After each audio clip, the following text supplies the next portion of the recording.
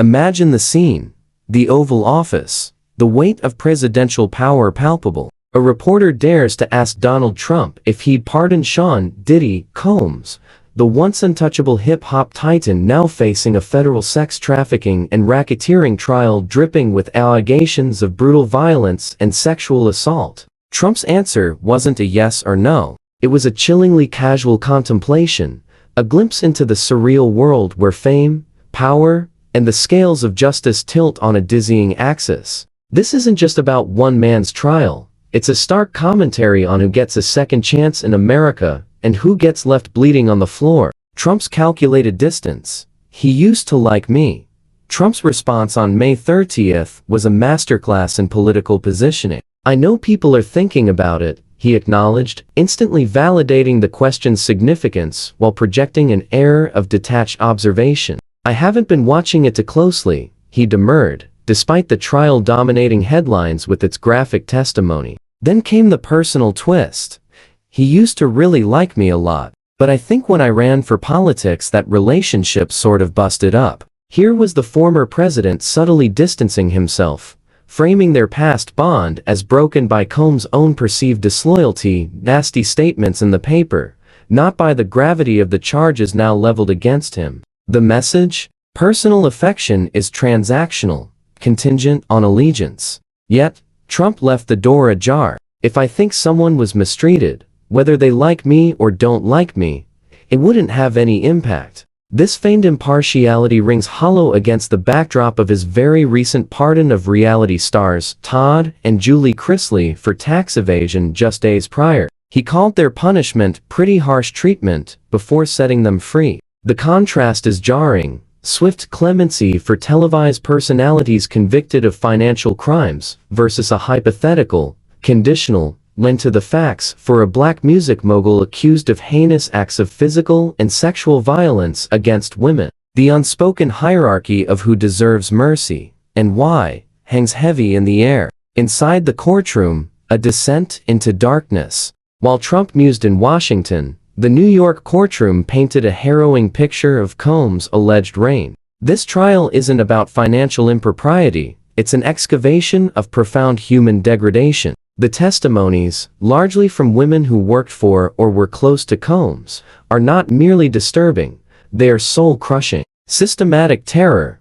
Former assistants, Mia and Capricorn Clark, described a world of constant fear. Threats were currency. Threats to kill should kill you be chess and I should cut her face. Threats to destroy careers, call him in 2 minutes or you're fired. Threats delivered while allegedly brandishing guns. One assistant testified she was forced into a polygraph test under duress, told failure meant being thrown into the East River. Witnessed brutality.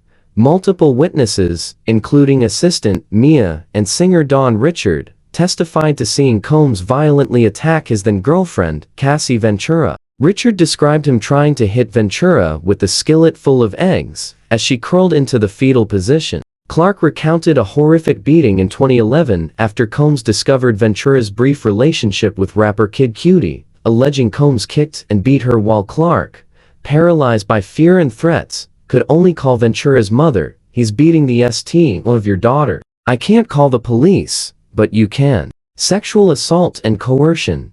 Mia delivered gut-wrenching testimony alleging multiple sexual assaults by Combs, including being forced to perform oral sex, leaving her feeling trash. She described freezing during an assault at his 40th birthday party, unable to process the violation. This shatters any illusion of consensual power dynamics within his inner circle. Stalking, intimidation, and arson. Kid Cudi Scott Mescudi testified about Combs allegedly breaking into his home in 2011, declaring over the phone, "I am here waiting for you," and later, setting Cudi's car on fire with a Molotov cocktail. Clark alleged Combs dragged her at gunpoint to Cudi's house, declaring, "Get dressed. We're going to kill Mescudi." Financial extortion and silencing. Cassie Ventura's mother, Regina, testified to paying Combs $20,000 money obtained through a home equity loan after he threatened to release sex tapes of her daughter as punishment for dating Kid Cudi. Former friend Carrie Morgan described accepting $30,000 and signing an NDA after Combs allegedly choked her and hit her with the hanger at Ventura's apartment in 2018, an assault that ended their friendship.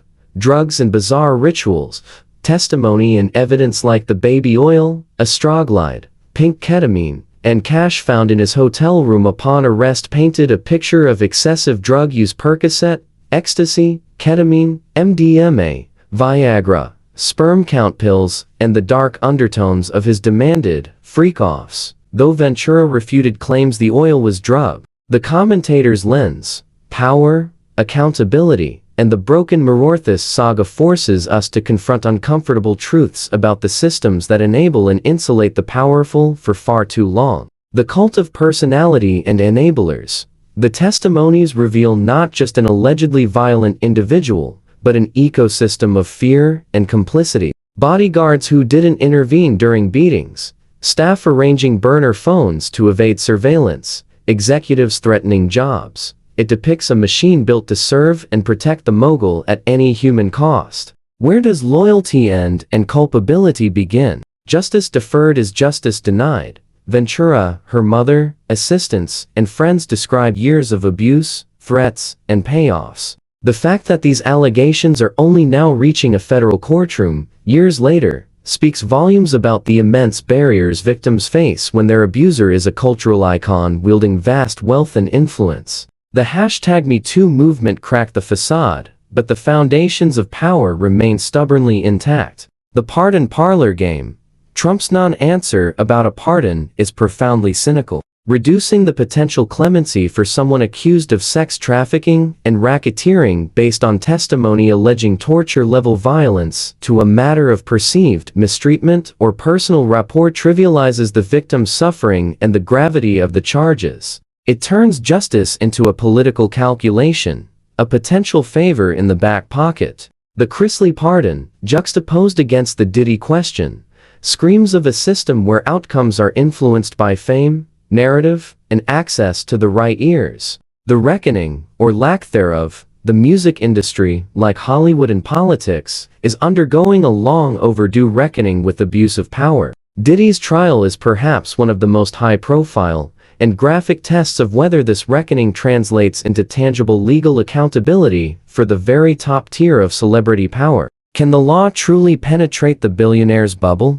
So, back to that Oval Office moment. When Donald Trump casually pondered pardoning Sean Combs, he wasn't just discussing legal procedure, he was inadvertently holding up a mirror to a fractured system. A system where the screams of women allegedly beaten and assaulted are weighed against the whims of political alliances. A system where a reality TV tax cheat walks free while victims of alleged sex trafficking wait justice. A system where the ultimate power, the presidential pardon, dangles as a possibility for an icon accused of monstrous acts, simply because people are thinking about it. The true verdict of this trial extends beyond Diddy Combs. It challenges us, in the collision between raw celebrity power and the pursuit of justice, which force will ultimately yield. The graphic horror of the testimony demands an answer far louder than a president's calculated murmur. The world is watching, not just the jury. Will the gavel fall with the weight these allegations deserve?